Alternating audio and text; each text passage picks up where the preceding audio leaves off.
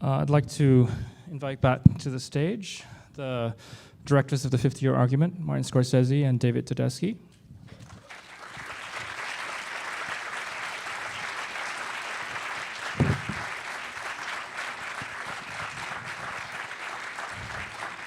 As well as the film's producer, Margaret Bodie.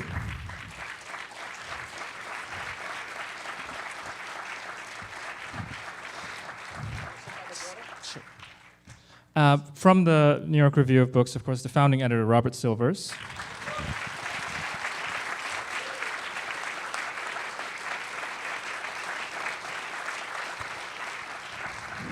And I believe we also have the review's publisher, Ray Hederman, with us.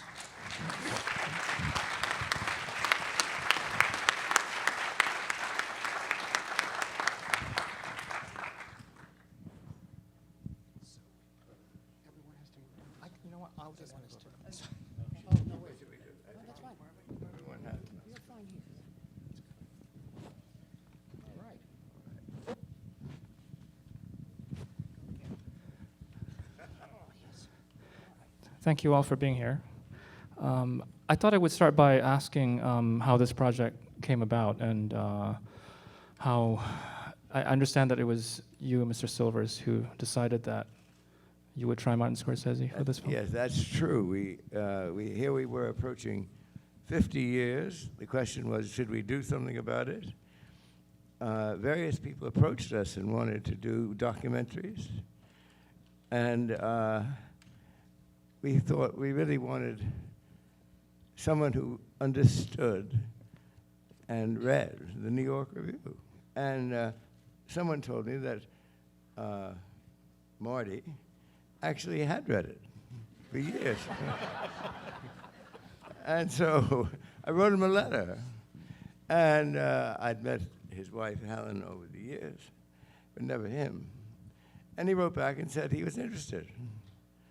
And so we embarked on this extraordinary adventure, really, well over a year ago, wasn't it? Well over a year ago. And there was an enormous amount of work on the part of Marty and David and Margaret.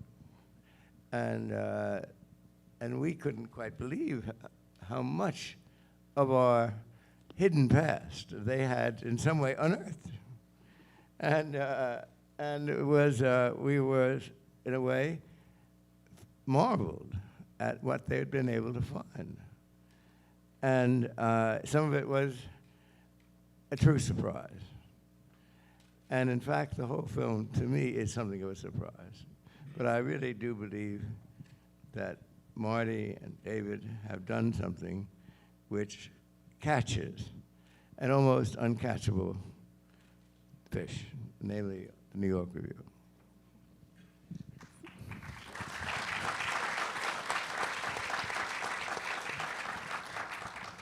Could I just follow up by asking you in what way you find the film a surprise? A surprise because the past was summoned up.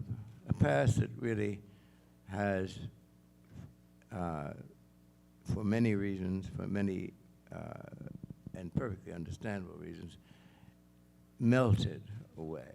And here it hadn't melted away, it was there. And those days when Norman and Mary and we were very involved with them. We published a review of Mary's book, The Group, by Norman, which was extremely critical. And she was very, I think, hurt by this. And she was a great friend of mine. And that's a lot to do with being an editor. You have to accept that sometimes you'll be publishing a pretty rough review of someone who's a close friend. And you just got to accept it. Now, in this case, Mary hated Norman's review, but we were at the Lowells one night, Barbara and Jason and myself, and we sat around thinking, who, of all the people we could think of, could we send to Saigon to try and describe what was happening? What particularly brilliant writer would go? And we all agreed Mary would be the best. I sent her a telegram that night, and in the morning, there was a return telegram saying that she would go the next week. But because of her bad back, she had to go first class.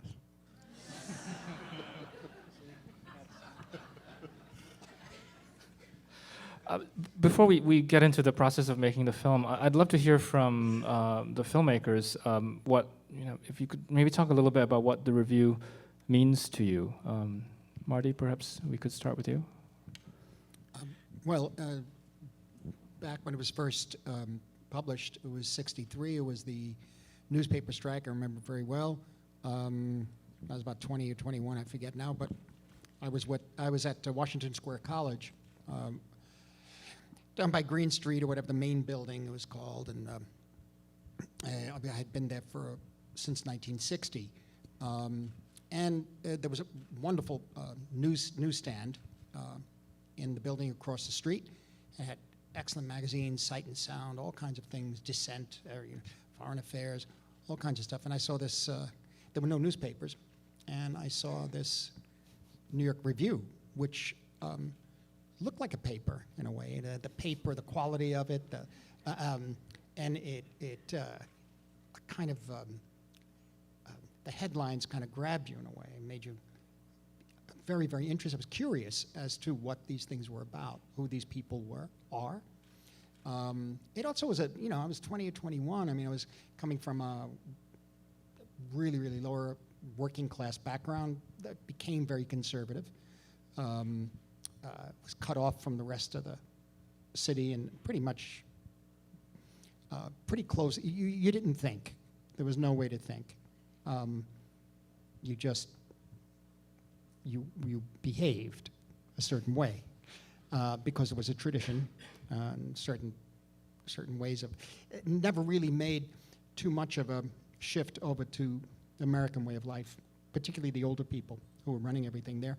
And so this was amazing to me to pick this up and to start trying to read all of it if I could. And we're talking '63, so we were just mentioning it earlier that the '60s, as you can get a sense in here, if you're young and you were either born in the '60s or born later in the '70s, whatever, it was a very vibrant, very, very extraordinarily sense of complete revolt on every level. And '63 was the first year of the New York Film Festival. The opening night film was The Exterminating Angel. You had people like Polanski, I think, that's the first one, right? Yep. Knife in the Water. Knife in the Water, you had all these, and you had the Warhol pictures. This was something that was happening, and it was happening out in the street, and it was happening in your apartments, in your homes, and the review reflected that, but with a different viewpoint. And you'd start to read something that is about a certain book, but actually the writer would go off on, I would think, about the subject matter of the book, in a way, and take you on another journey. It isn't like even a review of the book, in a way. It's about the situation, the subject, the thinking, pro and con. I may not always agree, but it's oddly, for me, 50 years later, the curiosity is still there. Very exciting to see that front cover. It has it made it feel less, it was not intimidating either, and as I pointed out, until you opened it and started trying to read, certainly. What's that one, the new one, Wonder Boys, that article? Wonder Boy, it's about genius. Yes, read that one, interesting. Yeah, then it's followed up by the Coco Chanel thing, so that kind of picks it up. But you almost think I thought I understood it until I read the next sentence. And then the next one, But it's fascinating. Why is there, okay. But no, that's one of the things. And then, so it is a life-changing experience. And I do come out of that period, the '60s. I may not have been involved radically in that world, but I was aware of it, and it also had to do with the emotion of the '60s too, in that this was thinking rather than the emotion. And this is very important because I saw people go down. You know, things happen out of the madness and the emotion. You know. Anyway, David, sorry, you go ahead. Well, I had a very different experience. I started to read the review in the late 70s, and I'm not from New York. So, you know, I'm from outside of Albany, New York, a very small town, which could be 10,000 miles away. Yeah. But, you know, the Colm Toibin where he says that, yeah, we were in Dublin, and we'd find it, and we'd get together, we'd talk about it.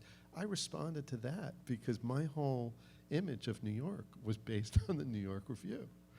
And when Avishai Margalit talks about, you know, there's this mental Europe, I have this thing of a mental New York, you know, and the Review is at the center of that. And it's a very New York institution for me. Like, it's very natural that compared to, say, some other book reviews, there's a lot of conflict. I think of New York as a place where people are very, you know, clear about what they think and what they have to say. So then coming to New York, it fulfilled that. Yeah, and you have, don't forget, Susan Sontag was making films. She was here at the film festival every year. She was writing about films. She was discovering the latest young filmmakers coming out of the East and West Village. It was an amazing time. Norman Mailer was making films, Wild 90, and then a number of others, including Andy. Yeah, and Andy Warhol, of course, was here all the time. They used to have the booths outside of the, at that time it was in the Avery Fisher Hall, and in the promenade they had the booths showing Sleep and Empire and that sort of thing constantly, you know. And they were all there. I was able to get to the festival because I had a short film playing here, and I was able then to see I was at the press screenings. So I got to see a lot of these people, then started reading them in the review. Before we open it up for questions, I was hoping you could also maybe talk a little bit about shaping this film. You're dealing with a 50-year history, a very long and distinguished history. What did you decide to focus on? And also, it's not, in some ways, it's not the most obviously cinematic subject. But you've obviously worked around that by, you know, with just the variety of approaches, with new interviews, archival footage, you know, excerpts of text. Maybe you could all talk a little bit about that. Well, I'll jump in. I don't really remember where we started. And I think that's part of the issue, that it's part of the reason why I do documentaries or nonfiction films, or they're films to me in a way.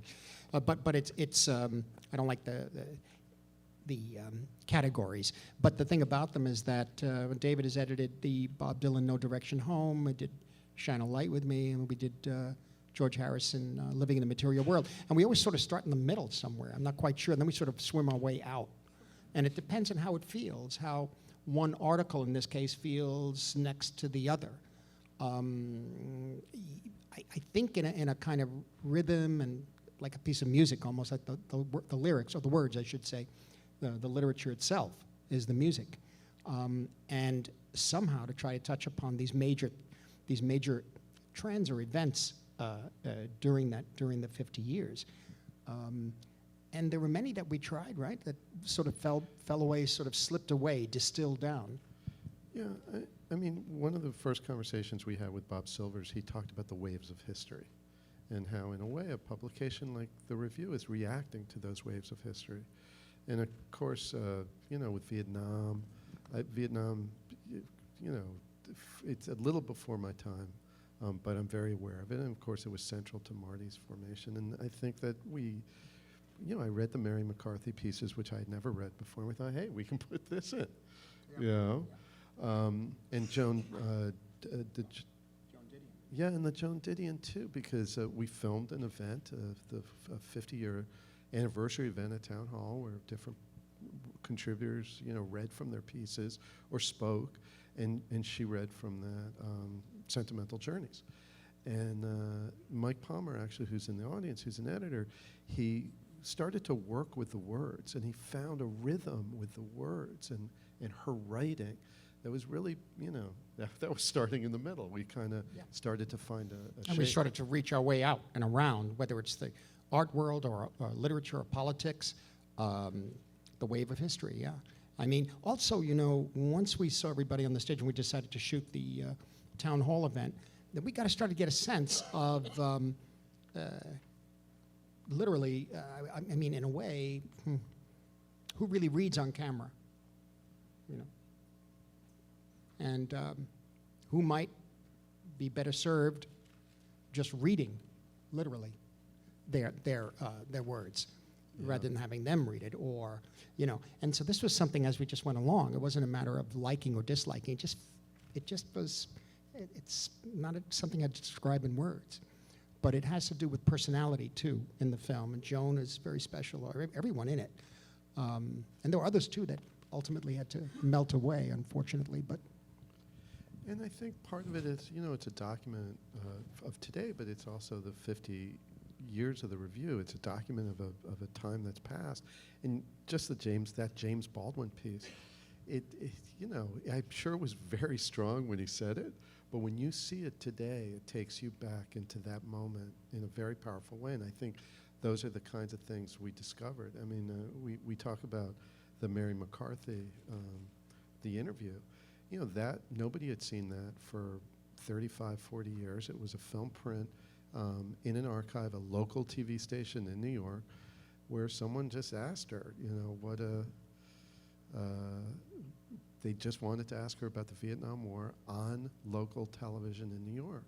And she said, well, I don't know that, you know, I'd like to affect the debate. I don't know what I could do, but, you know, maybe I could write something.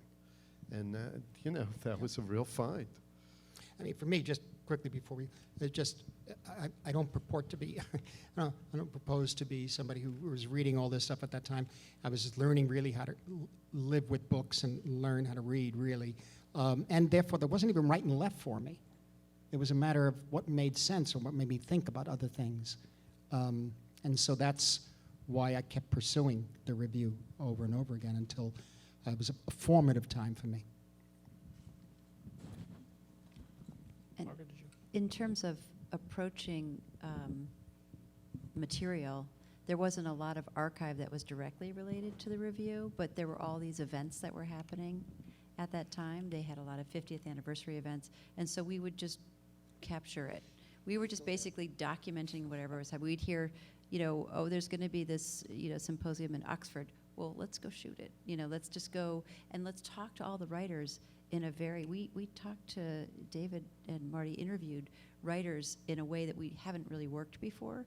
Usually with interviews, they're very, you know, they're very in-depth, and you kind of know going in that it's going to be 2 hours, maybe 3 hours talking to someone and having, these were like, okay, 15 minutes, let's get in here.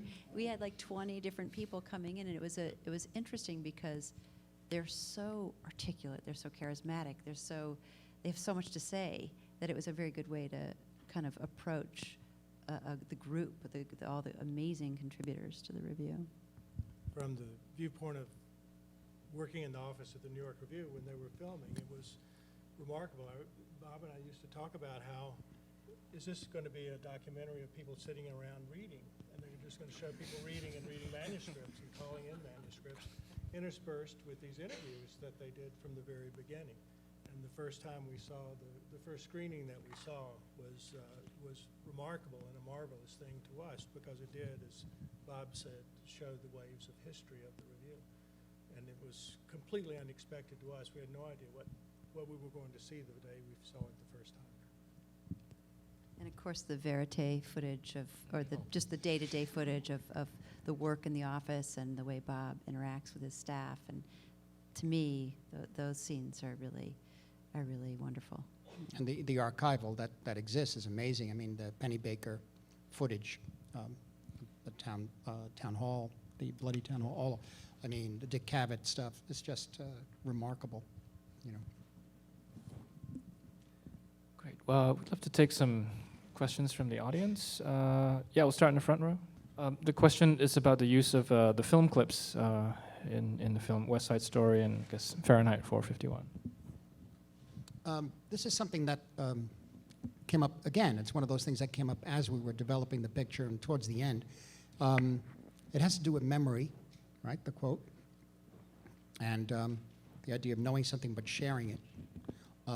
It is the New York Review, and what's the best ever aerial shots done of New York City? It's Sol Bass. What are you going to do? Go up there and forget it. These are the one. These are the shots. Symmetrical, perfect, moving a certain way. And so we said, let's try it. And we sort of fell in love with it. You can't. That happens in the city. The idea is everything is bouncing around those buildings, you know. And you hear this quote from Sachs, isn't it? Yeah. Oliver Sacks. You know, and that was one idea. And then I've always felt when I saw Fahrenheit 451, the Truffaut film, I was a great fan. I'm still a great fan of the picture. And I always felt that that incredible sense of loss and panic when you realize that people had to memorize the book, you know, because it can happen. I mean, you know, you say, well, you have internet, you have it, but, you know, information could be stopped. It doesn't end that way. It just doesn't, it isn't always going to be there. And so I always had a kind of real soft spot in my heart about that story. Well, you know, when I first saw the film, I'd forgotten about Truffaut, Fahrenheit, and I thought, hey, where did they go get all those typical New York Review readers? They really must have gone out and pulled them in from somewhere because they couldn't be more familiar somehow. It's about losing who we are, really, and losing the literature's memory of humanity, really. And that Fahrenheit Ray Bradbury story always struck me that way. And then I so beautifully realized by Truffaut and Bernard Herrmann's music and Oscar Werner and, you know, Julie Christie. What can you do? You try it. There are many different versions of it, but this is what we wound up with. The question is about the use of music in the film, and also how generally how music inspires you. Well, it's just something that's part of the first things I can remember in my life is music. As I said, the culture I came from, the really weren't in the habit of reading, so it was mainly visual, but mainly music, and popular music, classical too, whatever I'd hear. And so music for me, I saw images in my mind when I'd listen to it. I was 3 years old, 4 years old, 5 years old. And so for me, music is the communication, it's the link. And that's why I'm always drawn to stories about music, music period. Here, the music is, we have different, well, is it the modern jazz? Yeah, there is. Modern jazz. That's a record that I found in a garbage pail when I was about 12. Well, we picked up anything that you could play with at the time. Not that it's like, you know, Open City or Strushine, but I mean, but it was the Bowery, you know. There was this incredible record, it had a scratch on it. It had a yellow label. I don't know what it was. And I just put this on. There's this incredible piece of music. And it took me years. It took me about until 12 years ago to find out what it was. And I said, I always hear that in my head because I had very few records, so I would play the same ones over and over. And I never knew what it was. And I found out what it was. I said, this will go perfect here. And Mood Indigo, for example, and it's just perfect for that story. We tried other things. We tried punk versions of Blowing in the Wind. Didn't quite work in different places.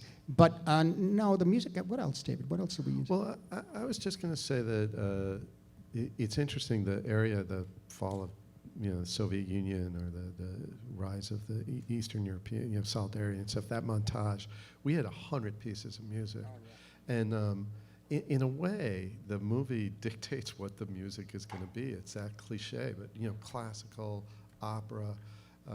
We had, I think, something slightly different in Berlin, and someone said, no, there's this Czech composer, you know, they're Czech images. Schlondorf said, you don't use that music. He said, no, he said, come on. He said, it was Hungary. We're Hungary. So you're going to use Wagner. Yeah, I think it was Wagner. No. So, well, okay, it was a work in progress, all right? And He said, don't use and when we put the Miles in, I thought it worked beautifully. Miles Davis, yeah. Yeah, it was something, you know, this American jazz. There's a lot of American jazz in the movie. I think it's all American But jazz. very tricky, Dave very hard Brubeck. picture to score that way. Dave Brubeck, yeah. Brubeck, yeah. And Miles. Oh, yeah. I was getting ready one morning. I kept hearing Take 5 on the radio. Take 5, but wasn't the recorded, it wasn't the studio version. And the drummer was just going and going and going, and finally it goes right into the main theme. And it was a live version. I said, I hadn't heard that in years. And I said, that's the drive of the movie. That's the film, the motor of the picture. You know, that feeling of searching and looking and finding, and then the main theme comes up again and again that way. But the drummer, we finally did use it, yeah. I'll just repeat. The question was about the politics of the review and whether there was a discussion about how that would be represented in the film. Well, I must say, I think Marty put his finger on what was central, what has been central, is issues of human rights, whether in America, in the civil rights times, or in the communist world, or in the right-wing world. And as Isaiah Berlin said, it's a question of people who have some idea that you can sacrifice a lot of people in order to achieve something, or people who say, no, each person has some value. I think that the political issues in the review that we've dealt with have been more or less on that level. For example, you have Mark Danner talking about torture. Now, maybe we never presented the case for torture. We never would have occurred to us. In that sense, there is a constant drumbeat about people being harassed, bullied, threatened, killed, and unable to assert their interests, their rights, their views. And in our first regular issue, we had a man who went to Cuba. He said, well, there's no question this is a nationalist revolution. But there are many things about this that are exactly on point with what's happening in the Soviet Union. Now, at that moment, it was like a signal to a whole part of American left who were backing Castro and said, let's not worry about this rights business. But in that first issue, regular issue, I must say, we took a position based on analysis of totalitarian behavior. People denied rights. So I feel that if there's a continuity in the different contributors, it's been concern about that. I think about the question about whether or not we decided, I never thought of the arguments that way when he said 50-year argument. I didn't want to, how should I put it? Because I was discovering it as I went along, I didn't want to, almost, trivial is the wrong word, but categorize it as left or right. And because many of the political articles that you read now, I mean, I would think you check on some that were written in the past, they really don't mean much. It's one idea, or it's not as relevant. They're not as relevant today. Other articles that they wrote about, other articles that were in the review that you could pick up, first issue, you could pick up other issues in the past, dealing with subject matter that relates to what's fair. What's fair for a human being? How should a human being live? This is relevant, ultimately, over the left and right, I think. But that's only my view of things. Yes, the New York Review led to me picking up Dissent, Bertrand Russell's Dissent, during the Cuban Missile Crisis. An interesting issue at that time, because it pointed out about the missiles we had in Turkey, which to the populace, to the people who really weren't reading the New Yorker, reading I don't know, magazines or New York Reviews or whatever, we didn't know that. We just thought it was the missiles in Cuba against us. See, you know, and so these were. But the radicalism of the time, for me, was something that I was curious about, but never really interested. And so for me, it's always been about what's the fair thing, and who are we ultimately, and which world, which country system, how are the people living? How are they living? Is that how we judge if the system works or trying to work? I don't know, but I think it's a good indication. And so this for me was one thing, and I never really thought of doing sections of. We had the arguments on the Dick Cavett thing with Gore and Gore Vidal and Mailer. It's very charismatic in a way and enjoyable to watch and to really think of these things. To hear people talk like that too at the bloody town bloody hall, like. Fuck you, I am trying to, all this stuff. It's really fascinating, especially in the world of today. And so for me, that wasn't even a controversy. It was life at that time in New York, in America. It really was. And I'm sure in other places in the world too, but really, that's we arguing on the street corners that way. So for me, it was beyond right and left, and I think you certainly can make a film about the controversies and the arguments. More than the arguments, the controversies, but it's another film. It's another film. I just decided not to pursue that. David, what do you think? Well, just Bob says very clearly in the movie that they wanted to question establishments, and we found that to be very true. That was the point of view of the publication, and that's something that we wanted to live up to. I mean, one of the last changes we made in the film was Avishai Margalit. Towards the end, we felt maybe we had been a little easy on Israel. That you have this suicide bomber that's very explicit. You have you have Yasmin al-Rashidi talking very explicitly about the Arab world and what's going on in the dark side of the Arab Spring, I guess. But Israel, which is the most controversial topic for the review in a way over the last 30 years. That we hadn't maybe been quite so clear about it, and we put that piece of Avishai's review of Noam Chomsky's book about Israel, because once again it's questioning that establishment, and he has to concede of some of the terrible things that have happened. So I don't know. I felt like that was that it's not left or right at the end of the day. It's questioning establishments. Question is about Bob Silvers and his process working with writers and if and when they push back. Well, there was a moment when we had some writers who were for the invasion of Iraq. And we made every effort to try and inform ourselves about it.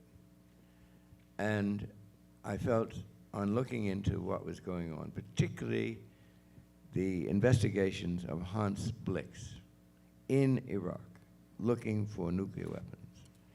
And we were in touch with him, and we were in touch with his staff, and we got the facts of what he was doing. And it seemed to me that it was folly, because the least they could have done is let Blix carry out his investigation.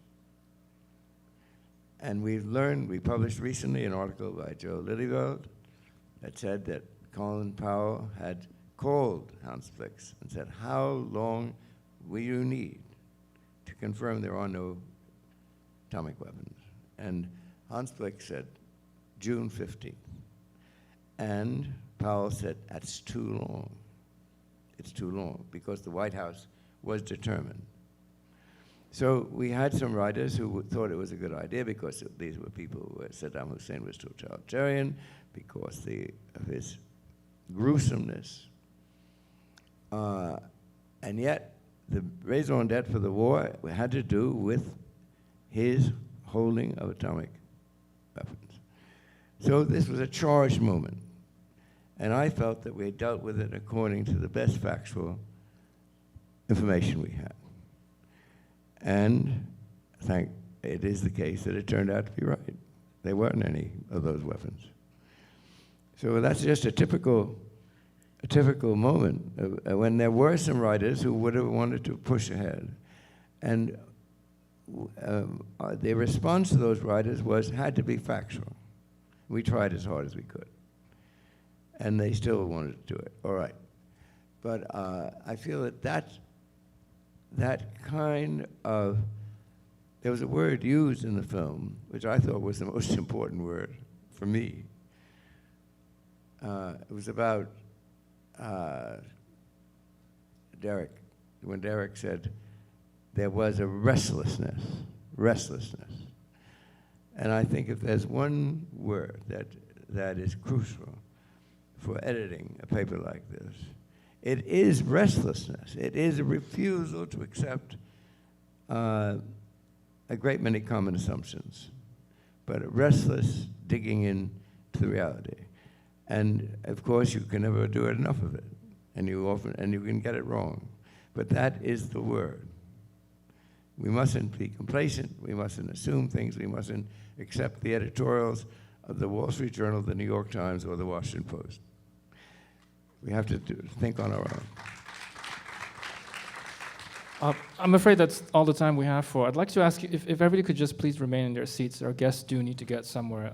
If you could just stay in your seats for a few seconds while they are able to leave the theater.